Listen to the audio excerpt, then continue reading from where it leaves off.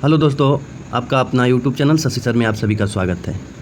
आज हम लोग बीपीएससी TR 3.0 री एग्ज़ाम के लिए कुछ महत्वपूर्ण क्वेश्चन लेकर उपस्थित हुए हैं आप लोगों के बीच में, तो इसे ध्यानपूर्वक देखिएगा। बहुत ही इंपॉर्टेंट क्वेश्चन है। तो देखिए, आज का पहला क्वेश्चन है, 1917 के चंपारण सत्याग्रह से कौन संबंधित नहीं है। इसमें बताना है कि 1917 में जो चंपारण सत्याग्रह हुआ था उससे कौन संबंधित नहीं है। तो इसमें आपका ऑप्शन है JB कृपलानी, B है राजकुमार शुक्ला और C है राजेंद्र प्रसाद और D है राम मनोहर लोहिया और E है उपरोक्त में से कोई नहीं या उपरोक्त में से एक से अधिक। तो इसमें आपको बताना है, तो इसका आंसर कौन सा होगा। तो इसमें आपका ऑप्शन नंबर D बिल्कुल सही होगा।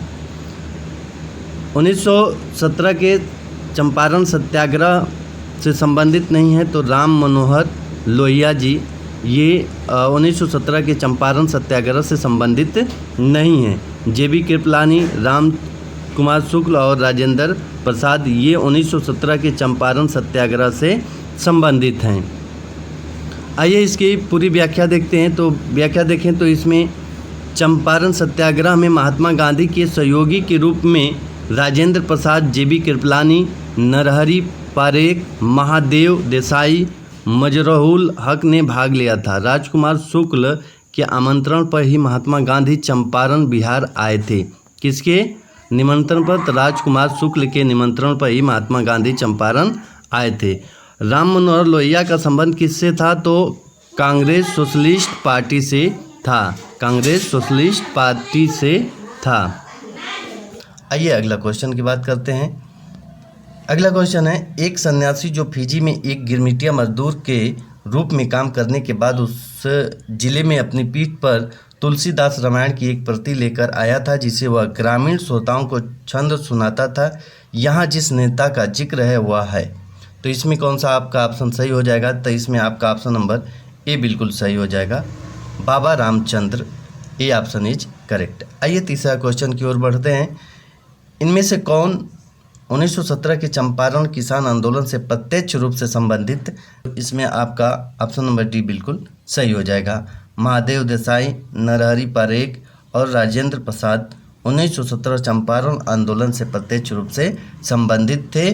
और इसमें गौरी शंकर 1917 के चंपारण आंदोलन से संबंधित नहीं है। तो इसमें आपका ऑप्शन नंबर डी बिल्कुल सही हो जाएगा। आइए व्याख्या की बात करते हैं। तो चंपारण आंदोलन में महात्मा गांधी के साथ राजेंद्र प्रसाद, JB कृपलानी, नरहरि पारेख, महादेव देसाई, मजहरूल हक आदि नेताओं ने भाग लिया था, जबकि गौरी शंकर मिश्र यूपी किसान सभा से संबंधित थे।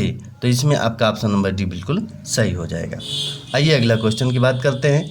अगला क्वेश्चन है, किसे चंपारण सत्याग्रह का एक महत्वपूर्ण पहलू सही मायने में कहा जाता है? तो इसमें आपका ऑप्शन नंबर सी बिल्कुल सही हो जाएगा, भारत के राष्ट्रीय आंदोलन में किसान आंदोलन का शामिल होना। Option number C option number C आपका बिल्कुल सही हो जाएगा।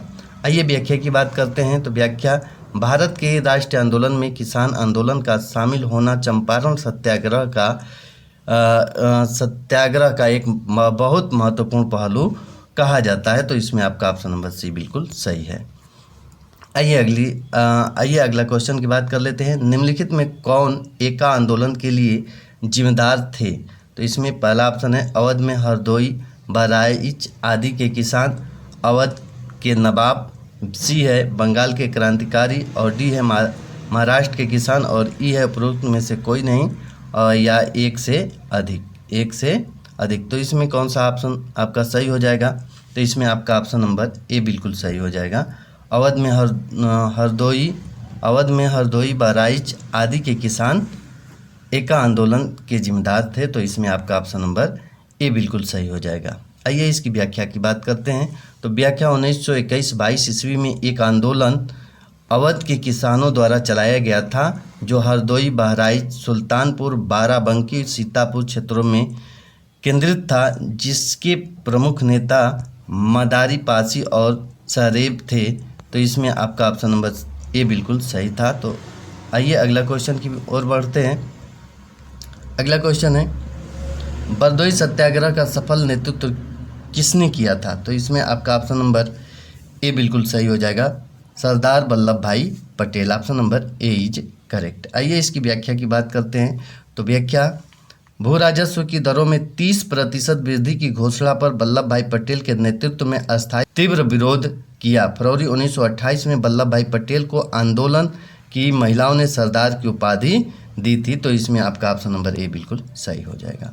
आइए अगला क्वेश्चन की बात कर लेते हैं। चंपारण में इंडिगो के किसानों की दशा की ओर गांधी जी का ध्यान किसने आकर्षित किया था? तो इसमें आपका ऑप्शन नंबर डी बिल्कुल सही हो जाएगा, राजकुमार शुक्ल ने। Option number D is correct. आइए व्याख्या की बात करते हैं। इसमें व्याख्या की बात करते हैं तो महात्मा गांधी किसानों की समस्या दूर करने 10 अप्रैल 1917 को राजकुमार शुक्ल के निमंत्रण पर चंपारण पहुंचे थे। तो इसमें आपका ऑप्शन नंबर डी बिल्कुल सही था। आइए अगला क्वेश्चन देखते हैं। चंपारण आंदोलन मुख्यतः किसके विरोध में था? चंपारण आंदोलन किसके विरोध में था?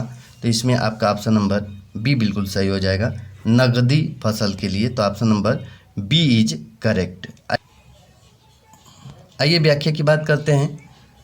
भूमिहीन मजदूर एवं गरीब किसान खाद्यान्न के बजाय अपनी जोत युक्त भूमि के 3/20 भाग पर नील और अन्य नगदी फसलों की खेती करने के लिए बाध्य हो गए थे।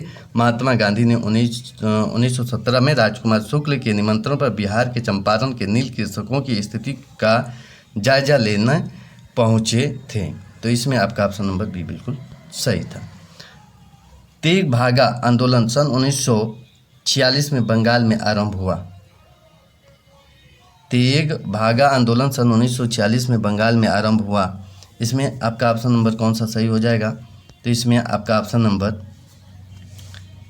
बी बिल्कुल सही हो जाएगा, किसान सभा के नेतृत्व में। Option number B is correct. आइए व्याख्या की बात करते हैं। तो किसान आंदोलन में 1946 का बंगाल का तेग भागा आंदोलन सर्वाधिक सशक्त आंदोलन था। तेग भागा आंदोलन फसल का 2/3 हिस्सा उत्पीड़ित बटाईदार किसानों को दिलाने का आंदोलन था। इस आंदोलन के महत्वपूर्ण नेता कंपा राम सिंह एवं भवन सिंह थे। कंपा राम सिंह और भवन सिंह थे। तो इसमें आपका ऑप्शन नंबर बी बिल्कुल सही हो जाएगा। आइए अगला क्वेश्चन। दक्कन कृषक राहत अधिनियम किस वर्ष पारित हुआ था? दक्कन कृषि राहत अधिनियम किस वर्ष पारित हुआ था? तो इसमें आपका ऑप्शन नंबर कौन सा सही हो जाएगा? तो इसमें आपका ऑप्शन नंबर ए बिल्कुल सही हो जाएगा, ए ऑप्शन बिल्कुल सही हो जाएगा। आइए व्याख्या की बात करते हैं। तो दक्कन कृषि राहत अधिनियम 1879 ईस्वी में बेदखल किए गए खेतिहार वतिहारों को जमीन वापस लौटाने के उद्देश्य से पारित किया गया। तो इसमें आपका ऑप्शन नंबर ए बिल्कुल सही था। किसान नेता मोतीलाल तेजावत संबंधित हैं। तो पहला ऑप्शन है इसमें बिजोलिया आंदोलन से, बी है मेवाड़ के भील आदिवासी आंदोलन से। तो इसमें आपका ऑप्शन नंबर बी बिल्कुल सही हो जाएगा। आइए व्याख्या की बात करते हैं। तो 1921-22 में किसान नेता मोतीलाल तेजावत ने मेवाड़ के भील विद्रोह का नेतृत्व किया था। तो इसमें आपका ऑप्शन नंबर बी बिल्कुल सही हो जाएगा। आइए अगला क्वेश्चन। 1921 का मोपला विद्रोह कहाँ हुआ था? तो इसको 1921 का मोपला विद्रोह कहाँ हुआ था? इसमें ऑप्शन आपका कौन सा सही हो जाएगा?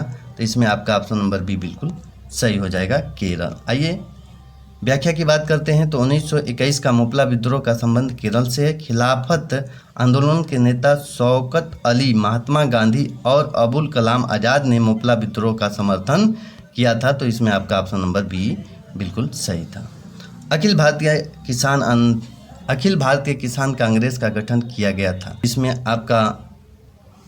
आपका ऑप्शन नंबर ए बिल्कुल सही हो जाएगा, 1936 में। आइए इसकी व्याख्या की बात करते हैं। तो अखिल भारतीय किसान में नाम अखिल भारतीय किसान सभा हो गया था। इसका गठन 1936 में लखनऊ में किया गया था। इसके पहले अधिवेशन की अध्यक्षता किसने किया था? तो स्वामी सहजानंद ने किया था।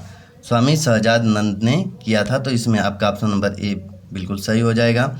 1936 में अगला क्वेश्चन की बात करते हैं। तो 1936 में लखनऊ में अखिल भारतीय किसान सभा का प्रथम अध्यक्ष किसे चुना गया? तो इसमें आपका ऑप्शन नंबर सी बिल्कुल सही हो जाएगा, स्वामी सहजानंद सरस्वती को। तो option number C is correct.